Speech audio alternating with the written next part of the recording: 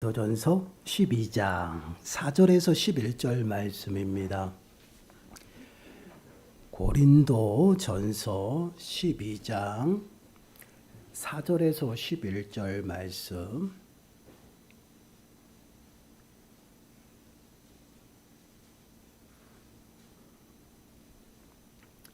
우리 한 목소리로 함께 읽겠습니다.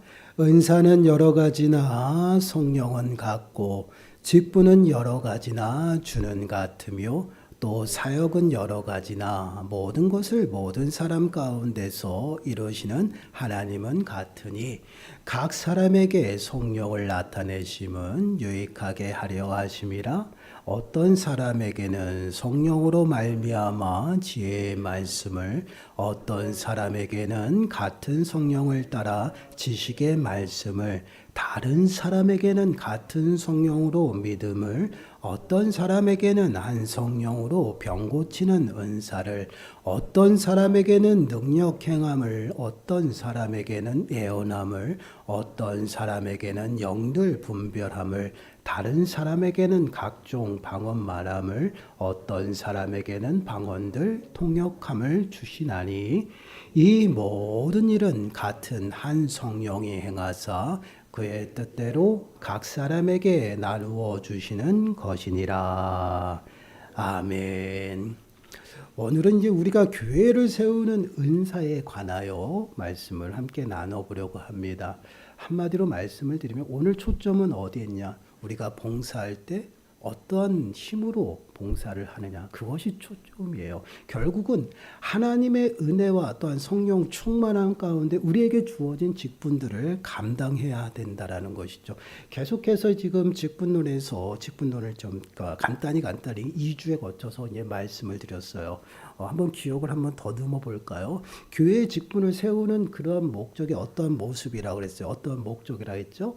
담임 목사가 말씀과 또한 기도에 전념할 수 있도록 돕는 자로 세우셨다라는 것이에요. 그렇기 때문에 늘 담임 목사와 함께 담임 목사를 도와서 그 직분을 감당하는데 행정과 구제 그리고 관리들을 담당하는 것이 우리들의 이제 직분된 자들이에요. 그리고 이제 가장 성경적인 교회 정치는 바로 장로의의 정치라고 분명히 말씀드렸죠. 그래서 이제 대한예수교 장로회라고 하는 것은 장로 정치를 하는 그러한 부분입니다. 장로 정치라고 하면 어떠한 것이냐? 결국은 담임 목사가 성도의 대표로 장로를 세워서 그 장로를 중심으로 해서 모든 행정과 구제 또한 여러 가지 교회를 관리하는 그러한 정치를 말하는 것이에요. 그렇기 때문에 우리가 늘 기억해야 되는 것이 무엇이냐면 장로님은 성도의 대표예요. 무슨 말인지 알겠죠? 그렇기 때문에 당회에서 이루어지는 모든 것들은 담임 목사와 장로님이 상의해서 모든 그 성도의 대표로 이제 당회에 참석해서 모든 일들을 대표해서 여러분들의 모든 그 권리를 받아서 같이 의논하고 진행을 하는 겁니다. 근데 이제 이러한 부분, 성도의 대표입니다라고 이야기를 했는데 이것을 잘못 이제 오해하는 부분들도 있어요. 그러다 보니까 어떤 교단은 장로님이 목사님들 위에 서서 모든 정치를 휘두르는 그러한 부분들이 있어요. 근데 그거는 잘못된 것입니다. 그러다 보니까 어떠한 모습으로 빠지냐 보면 그 교리적인 그러한 오류를 자꾸만 범하게 돼요. 행정적인 부분에서. 그래서 그러한 부분들이 큰 교단 안에서도 나타납니다. 그러나 늘 기억해야 되는 것이 장로님은 성도의 대표예요. 목회자가 아니에요. 그리고 교회의 대표가 아닙니다. 교회 모든 행정은 담임 목사 다 책임지게 돼 있어요. 잘못을 해도 책임져야 돼요. 그러니까 예를 들면 이런 거죠. 우리 선생님들이 계시는데 학교에 선생님이 이제 담임 선생님이 되잖아요. 그러면 담임 선생님이 일들을 다 할 수 있지만 그래도 좀 체계적으로 학생들을 일을 시키면서 하기 위해서 학생의 대표를 뽑습니다. 그것이 반장이에요. 그 반장은 학생을 대표해서 선생님을 도와가면서 담임 선생님을 도와가면서 일을 하죠. 그러나 그 반장은 학생들의 여러 가지 일들을 책임질 수가 없어요. 예를 들면 이런 거죠. 만약에 학생이 사고를 쳤어요. 그래서 경찰서에서 전화가 오는데 반장한테 전화하지 않아요. 누구한테요? 담임 선생한테 전화. 마찬가지입니다. 교회의 모든 행정이 문제가 생기면 담임 목사가 무조건 다 책임져야 되는 거예요. 그래서 그게 교회 행정이 그렇게 이루어지고 그 일들을 도와서 이제 성도의 대표로서 장로님이 일을 하는 것이에요. 그러다 보니 여러분들이 이제 장로님을 존경하고 또한 장로님의 말에 또한 순종하고 그러한 모습들이 따라야 됩니다. 그 대신 모든 정치가 이제 담임 목사의 가르침 가운데 있어야 된다라는 것이, 그것이 바로 기독교의 질서예요. 이것이 이제 직분론입니다. 그 직분론을 저희들이 2주에 거쳐서 우리가 나누어 봤고요. 오늘은 이 직분을 감당함에 있어서 늘 강조되는 게 있죠. 이 직분을 어떠한 모습으로 감당해야 되냐. 결국은 직분을 세울 때 성령의 충만한 가운데 있고 지혜가 있고 또한 많은 성도들의 존경받는 대상을 세워갑니다. 그렇기 때문에 항상 조건이 뭐예요? 성령 충만한 사람. 이는 곧 교회의 직분을 세울 때는 하나님께서 그에 맞는 직분을 반드시 주신다라는 것이에요. 그래서 우리는 은사라는 이 표현들을 쓰죠. 근데 이 교회의 은사들은요, 우리 개인의 유익이 아니다라는 것이에요. 우리는 은사를 많이 자랑하는 모습들이 많이 솔직히 나타나요. 방언을 한다, 또한 병 고치는 은사가 있다. 이것을 막 자랑하는데 그 자랑함이 개인의 유익함이 아니라는 얘기죠. 이 은사들은 무엇을 위해서 하나님께서 우리들에게 주셨냐? 은사라는 것은 하나님의 선물입니다. 이 선물은 교회를 온전히 건강하게 세우기 위해서, 교회의 유익을 위해서 주셨다라는 것이에요. 그렇기 때문에 모든 것이 하나님으로 다 이어진다라는 것이에요. 그래서 본문 4절에서 6절 말씀 보시면 이렇게 말씀해요. 은사는 여러 가지나 성령은 같고, 성령님이 주시는 것이에요. 주도해서. 그리고 직분은 여러 가지나 주는 같으며, 직분은 여러 가지만 한 가지 목적을 가지고 있다라는 것이에요. 그리고 사역은 여러 가지나 모든 것을 모든 사람 가운데서 이루시는 하나님은 같으니, 결국은 교회 안에서 교회를 세워나가기 위해서 은사를 주시고 직분을 주시고 또한 모든 사역을 감당하는 것은 결국은 교회가 건강하게 세워지기 위해서 그 하나님의 사역 가운데 귀하게 쓰임받는 그러한 모습이라는 것이에요. 그렇기 때문에 직분을 받는 것은요, 스스로 내가 직분을 가지고 그것을 행해야 됐다 그런 모습이 아니라, 하나님께서 그 교회를 세우고 그 교회의 유익함을 위해서 각 사람의 환경에 맞게끔 각 사람의 인격과 여러 가지 모습에 합당하게 주시는 것이에요. 그러니까 모두가 방언을 하고 모두가 통역하고 모두가 병을 고치는 그런 은사가 아니다라는 것이에요. 그래서 7절 말씀 보세요. 7절 말씀을 보시면 각 사람에게 성령을 나타내심은 유익하게 하려 하심이라. 성령의 은사를 나타내는 것이에요. 그 나타내는 것은 유익하게 하는데 개인의 유익함이냐? 그렇지 않다라는 것이에요.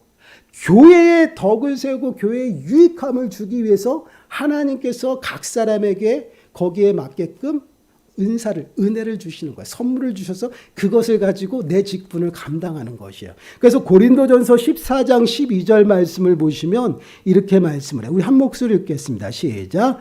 그러므로 너희도 영적인 것을 사모하는 자인즉 교회의 덕을 세우기 위하여 그것이 풍성하기를 구하라.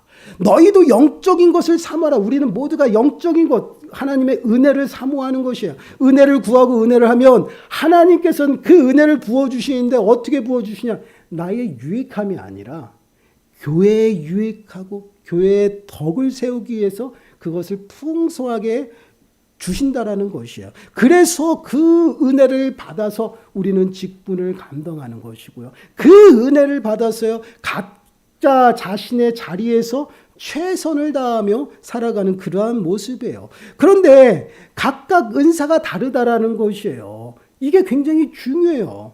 우리들이 모이는데 모든 사람이 동일하지 않잖아요. 하나님이 은혜 주시는 것도 동일하지 않아요. 왜 이런 이야기를 하느냐? 여러분, 교회 내에서 모두가 다 같은 은사를 받고 모두가 같은 일을 한다라면 그 교회는 건강하게 세워지지 않아요. 만약 이런 거였어요. 우리 신체에서 계속 오른팔만 쓴다고 생각해보세요. 왼팔은 계속 고정시키고. 그러면 왼팔은 바보가 돼요. 그리고 오른팔은 어떻게 해요? 계속 오른팔만 발전해서 오른팔이 어떻게 해요? 좀 이상하게 변하는 그런 일들이 나타나는 것이에요. 건강한 모습은요, 각자의 모양대로 하나님께서 선물을 주시고 서로 다른 은사를 통해서 부르신 것이에요. 그래서 그것을 모두가 하나 되게 하셔서 온전히 교회를 세워나가시는 그러한 모습이 나타나는 것이. 그래서 오늘 11절 말씀 보세요. 이 모든 일은 같은 한 성령이 행하사 그의 뜻대로 각 사람에게 나누어 주시는 것이니라. 누구 뜻대로요? 하나님의 뜻대로. 내가 갖고 싶어서 갖는 게 아니에요, 여러분. 하나님의 선물은요, 내가 갖고 싶어서 갖는 것이 아니에요. 믿음은요, 하나님이 주셔야지만 갖는 것이, 내가 갖고 싶어서 갖는 것이 아니죠. 또한 하나님의 은혜는 내가 갖고 싶어서 갖는 것이 아니라 하나님이 주셔야 되는 거죠. 그렇지만 우리는 간절히 하나님 앞에 구하고 찾죠. 그러면 하나님의 때에 하나님께서 교회를 세우시기 위해서 그에 합당한 직분과 직분에 그 감당할 수 있는 은혜를 주시는 것이에요. 그렇기 때문에 우리가 직분을 감당하고 교회에서 봉사할 때는요, 나는 정말 아무것도 못해요. 다 못해요. 여러분. 정말 다 못합니다. 그러나 하나님께서 은혜 주시고 지혜 주셔서 매 순간순간 감당케 하신다라는 것이 그냥 직분을 준 것이 아니에요. 하나님께서 세우셨어요. 오직 그 직분을 감당하도록 하나님께서 세우셨으면 그에 합당한 은혜도 주시는 것이에요. 그 은혜를 받아서 우리가 어떻게 해요? 그 일들을 감당하는 것이에요. 그래서 우리는 그 은사를 구하고 은혜를 구할 때 어떻게 기도하냐면, 하나님, 저 사람은 방언을 하는데 저도 방언을 하고 싶어요. 이거는 잘못된 기도예요. 이것은 사모함이 아니라, 하나님, 내가 이 직분을 감당하는데 제가 이 직분을 감당하기엔 너무나도 부족하고 연약합니다. 이 직분을 감당할 수 있는 은혜를 주세요라고 기도하는 거예요.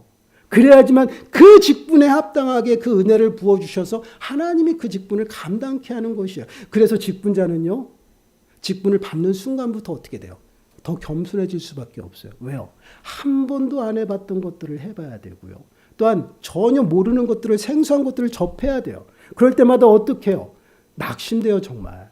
저희들 교육자들도 마찬가지예요. 생전 보지도 못하고 그러한 사역들, 또한 경험하지 못한 그러한 일들을 당할 때마다 내가 어떻게 할까? 그때마다 어떻게 합니까? 엎드려지는 거예요.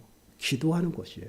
그러다 보니 직분자는요, 직분을 받는 순간 더 겸손하고 낮아질 수밖에 없고요. 그리고 낮은 자의 모습으로요, 다른 사람들의 은혜를 발견하죠. 그러면 그 은혜를 섬길 수밖에 없어요. 대단한 거거든요. 직분을 감당하는 그 모습을 보면.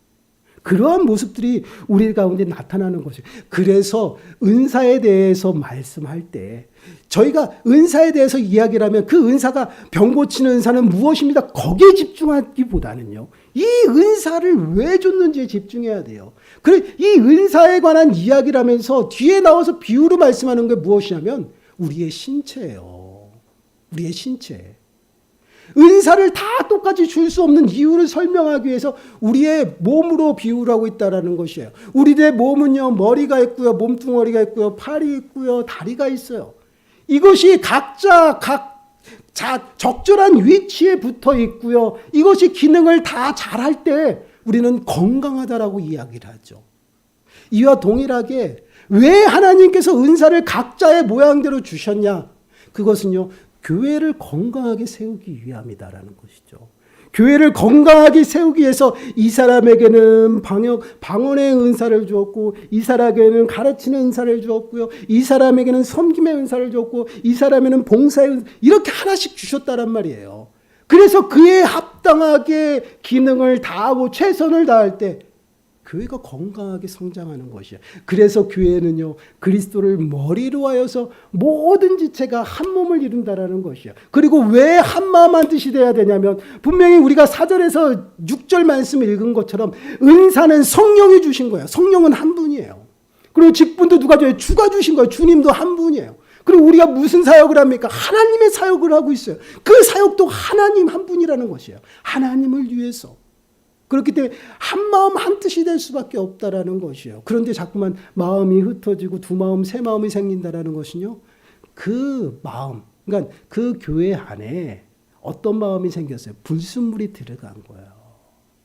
하나님의 마음이 아니라 사람의 마음이 들어가. 그래서 자꾸만 하나가 되지 않는 것이에요. 왜? 교회는요, 여러분 죄송한 얘기지만 교회는요, 보이는 교회가 다가 아니에요. 교회는 말 그대로 정말 온전한 교회는 하나님을 믿는 백성들, 성도들의 모임이에요. 분명히 시편 1편에서도 분명히 말씀을 하잖아요. 악인은 의인의 길에 들어갈 수 없다. 여러분, 가라진 우리는 여기에 들어올 수 없는 것이에요. 진정한 교회라면 굉장히 무서운 말씀 아닌가요? 그렇다면 또 다른 한편으로는 우리가 정말 하나님의 백성이고 부름을 받았기 때문에 이 자리에 모여서 성도들과 하나가 되어서 한 마음 한 뜻으로 주님의 일을 감당하고 있다라는 것이에요. 그래서 우리는 분별해야 된다는, 그래서 늘 성령을 구하고 또한 주님 앞에 직분을 받은 자로서 온전히 그 직분에 합당하게 은혜를 구하는 그러한 모습으로 살아가야 돼. 그래서 직분을 받은 사람들은요, 기도해야 돼요. 기도 외에는 어떠한 종류의 것도 나갈 수 없다라고 분명히 말씀했어요. 능력이 나타나지 않아요. 하나님을 찾지 않는데 하나님이 찾아와 만나줄까요? 분명히 하나님을 간절히 찾는 자 하나님이 그를 찾아가 만나줄 거라고 했어요. 나를 간절히 사랑하는 자 내가 너 하나님의 사랑을 입을 것이다라고 분명히 말씀을 하고 있죠. 우린 찾아야 돼요. 하나님이 아시지만 그래도 찾아야 돼요. 그리고 하나님 앞에 나가야 돼요. 그래야지 하나님 우리를 가까이 하시고 하나님이 우리들에게 은혜를 주시고 그 은혜로 감당하는 것이에요. 절대 교회의 일은 사람의 생각과 판단과 방법으로는 절대 감당할 수 없습니다. 혹여라도 그렇게 감당하시는 분이 있다라면요, 여러분 큰일 납니다. 왜요? 분명히 시끄러워져요. 육신에 속한 것과 그러니까 육신의 생각과 영의 생각은요, 서로 원수된 것이 하나가 될 수 없어요. 근데 영의 일을 하는 데에서 육신의 생각을 집어넣으면 이게 하나가 될 수가 없다라는 거예요. 그래서 교회가 분열이 생기고 교회가 시끄러워지는 겁니다. 왜 교회가 시끄럽고 교회가 분열이 나타날까요? 하나님의 뜻을 분별하지 못하고 직분자들이 직분을 감당할 때 기도하지 아니하고 자신의 생각과 방법으로 기도하기 때문에 그래요. 그렇기 때문에 우리 직분자들은 늘 기도하고 하나님의 은혜를 구해야 돼요. 그리고 더 중요한 게 있어요. 우리가 교회에 봉사하면서 직분자들이 꼭 오류에 범하지 말아야 될 일이 있다라는 것이에요. 그것이 무엇이냐면 각자의 은사를 인정해야 됩니다. 각자의 은사를 인정하지 아니하고 다 내 기준과 내 판단에 서서 그를 판단하고 이야기하고 정죄하면 안 돼요. 지적하면 안 된다는 것이요. 가장 교회에서 만연하게 나타나는 일들이 이거예요. 내 생각과 다르고 내가 일했던 그러한 경험과 다르다라고 지적하고요. 자꾸만 그거에 대해서 이야기를 해요. 그런데 하나님은 그렇게 얘기하지 않고 있습니다. 다 똑같은 걸 주지 않아요. 하나님께서 각 사람의 모양대로 은혜를 주셨어요. 그럼 그 사람을 그 직분에 맞게끔 거기에 세우셨으면 그 사람의 은사대로 하나님께서 일을 시키시는 것이에요. 그렇기 때문에 우리가 일을 감당함에 있어서 기도하면서 하나님의 뜻을 분별하고요. 내게 주신 그 은혜 앞에 더욱더 감사하고 그 은혜로 우리가 감당하는 것이에요. 그 은사대로. 그래서 우리는 서로의 은사를 인정하고요. 또한 그 은사대로 또한 섬기는 그러한 자들을 더욱더 섬기는 그러한 모습 가운데 우리가 살아가야 된다는 것이에요. 그래서 베드로전서 4장 10절 말씀을 보시면 각각 은사를 받은 대로 하나님의 여러 가지 은혜를 맡은 선한 청지기 같이 서로 봉사하라. 서로 봉사하라. 어떻게 해요? 하나님의 각각 은사를 받은 대로 하는 것이에요. 그렇기 때문에 여러분, 우리가 교회 생활하면서 가장 많은 오류를 범하는 게 그거잖아요. 한 사람만 더 많이 하고 계속 한다고. 은혜예요. 근데 그것을 다른 사람은 안 한다고 왜 저 사람은 안 합니까? 여러분, 아직 하나님의 은혜가 임하지 않은 겁니다. 여러분, 오전에도 제가 말씀을 나누었지만 하나님의 은혜가 임하면요, 그 은혜는 가만히 있지 않아요. 주체할 수 없어요.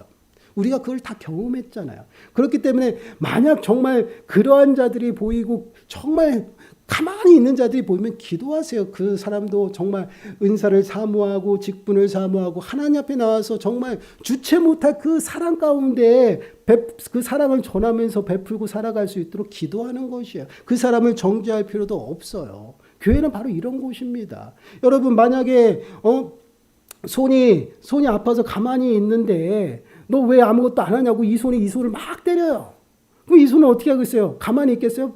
똑같이 때려요. 그러다 보면 둘 다 아파가지고 이러고 병원에 입원하게 된다라는 거예요. 그런 모습들이 우리들 가운데 나타나면 안 된다라는 겁니다. 그렇기 때문에 교회의 직분을 받고 교회에 봉사하는 것은요, 절대 내 생각이 앞서면 안 돼요. 먼저 기도하셔야 됩니다. 그래서 우리 직분자들이 기도의 자리에 좀 많이 나오셔야 돼요. 나오셔서 기도하고요. 또한 각자의 처소에서도요. 무슨 일을 하든지 하나님 앞에 지혜를 구하고 은혜를 구하세요. 그러므로 정말 그 일들을 감당하시고, 또한 교회에서는 많은 사람들이 봉사하잖아요. 그 봉사하는 모습을 보고 서로 봉사하고 서로 섬기는 그러한 모습들이 나타나야 된다는 것이에요. 우리 교회에서 가장 조심해야 될 것이 무엇인 줄 알아요? 바로 시기예요. 그리고 질투예요. 시기와 질투가 마음에 들어온 순간 우리는 어떻게 될까요? 그 순간 무너지는 것이에요. 시기는요, 우리들의 삶에 완전 진짜 해악과 같은 것이에요. 여러분, 잠언서 14장 30절 말씀을 보시면 이렇게 말씀을 합니다. 우리 한 목소리 읽어볼게요. 시작. 평온한 마음은 육신의 생명이나 시기는 뼈를 썩게 하느니라. 여러분 처음 읽어보죠. 잠언서에 이렇게 나와 있어요. 뭐라고 얘기해요? 시기는 뼈를 썩게 한다는 거예요. 해악이에요. 시기와 질투는요, 우리의 심령을요 피폐하게 만들어요. 왜 시기하고 왜 질투합니까? 하나님이 주신 은혜가 서로 다른데 하나님 왜 저 사람은 주고 나는 안 줍니까? 이런 거예요. 그리고 자꾸만 시기가 나니까 그 사람이 어떻게 돼요? 미워질 수밖에 없어요. 여러분, 시기와 질투가 그 심령 가운데 들어간 성경의 인물들을 한번 보시기 바라요. 가인은 어땠습니까? 아벨의 제사만 받은 그 하나님을 정말 하나님 그 원망하면서 아벨을 시기했어요. 결국은 들로 데려가서 돌로 쳐서 죽였어요. 최초의 살인자가 됐습니다. 어디서 출발해서? 시기예요. 질투예요. 놀랍지 않습니까? 이러한 일들이 저희들에게 나타난다는 것이에요. 여러분, 사울왕을 한번 기억해 보시기 바라요. 사울왕이 블레셋과의 전투에서 다윗이 골리앗을 물리쳐요. 그 골리앗을 물리치는 순간 블레셋 모든 군들이 물러갔어요. 그러한 승리는요, 어디에서 찾아볼 수가 없어요. 그리고 개선행렬을 합니다. 그럼 당연히 왕인 사울왕에게 모든 영광이 가야 되는데 여인들이 어떻게 찬양합니까? 사울은 천천히요, 다윗은 만만이다. 그 순간 사울왕의 마음에 시기가 들어가요. 그래서 사울왕이요, 자신이 죽을 때까지 다윗을 쫓아다니며 죽이려고 했어요. 그러나 그렇게 안 됐잖아요. 결국은 어떻게 돼요? 비참한 최후를 맞아요. 자살하잖아요. 그렇게 시기에 빠진 그 사울왕은요, 어떻게 해요? 하나님의 영이 떠나고 악령이 임했다라고 얘기했어요. 시기와 질투가 그만큼 우리를 피폐하게 만들고 우리를 무너뜨리게 한다는 것이에요. 그러한 우리들의 모습들이 교회 안에서 나타나고 있어요. 그래서 교회에 봉사한다라는 것은요, 우리들에게 축복이지만 때로는 많은 사람들에게 노출되는 것이에요. 그로 인해서 때로는 시기도 받고 질투도 받는데 이것이 사람의 모습이라는 것입니다. 그래서 우리는 끊임없이 기도해야 돼요.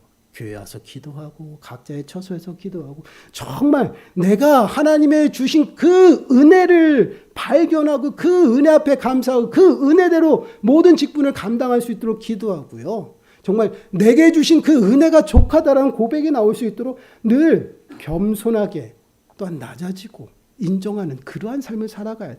이것이 바로 교회의 모습이에요. 이러한 자들이 직분을 잘 진드거리 감당하고요. 더 나아가서는요, 하나가 되어서 건강한 믿음의 공동체를 세우게 되는 것입니다. 그렇습니다. 우리가 교회를 봉사한다라는 것은요, 항상 기억해야 됩니다. 내가 하고 싶어서 하는 것이 아니에요.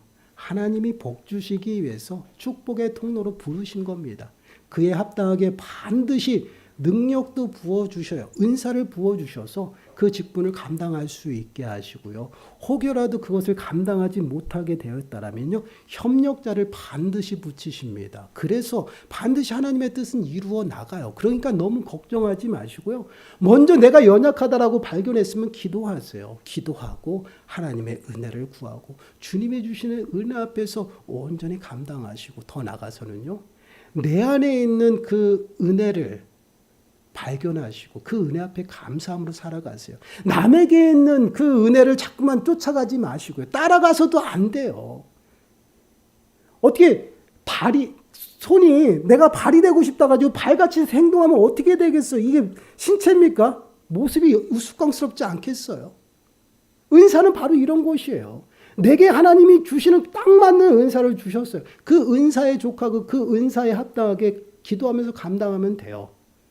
남의 은사를 쳐다보고 갈망하고 그 은사를 얻기 위해서 하나님 구하고, 그거는 하나님이 기뻐하시는 모습이 아니에요. 하나님이 우리에게 주신 모든 환경과 은혜는요, 가장 최고의 것을 주십니다. 그 최고의 것을 우리가 발견하고 그 은혜 앞에 감사함으로 기도하는 것이에요. 그리고 열심히 그것을 개발해 나가는 것이에요. 그럴 때 정말 개발해 나간다라고 하면 그것을 그것을 하나님 앞에 더욱더 매달리는 것이에요. 그러한 모습들 가운데 우리는 직분을 잘 감당할 수 있다라는 것이에요. 교회는 정말 그리스도를 머리로 하여서 모든 지체가 하나가 되고 한 마음 한 뜻이 되는 곳이 바로 교회입니다. 그러기 위해서는요, 내게 주신 그 은혜에 감사하고 다른 사람에게 있는 그 은사를 인정하는 것이에요. 늘 우리의 신체에 하나가 되어진 것까지 동일하게, 그리고 서로의 부족함을 채워준다는 것을 늘 마음에 새기시기 바라요. 그러면 절대 시기하고 질투나지 않아요. 그리고 또한 사람의 생각이 먼저 앞서지 아니하도록 늘 깨어서 기도하는 저희들이 되어서 정말 하나님이 주신 직분도 잘 감당하고 하나님이 주신 그 은혜도 잘 발견하고 그 은혜 앞에 감사하시고 더 나아가서는 더욱더 풍성한 하나님의 은혜 가운데 살아가는 저와 여러분들이 되시기를 간절히 축원합니다. 우리 힘차게 한번 찬양 드려보겠습니다. 참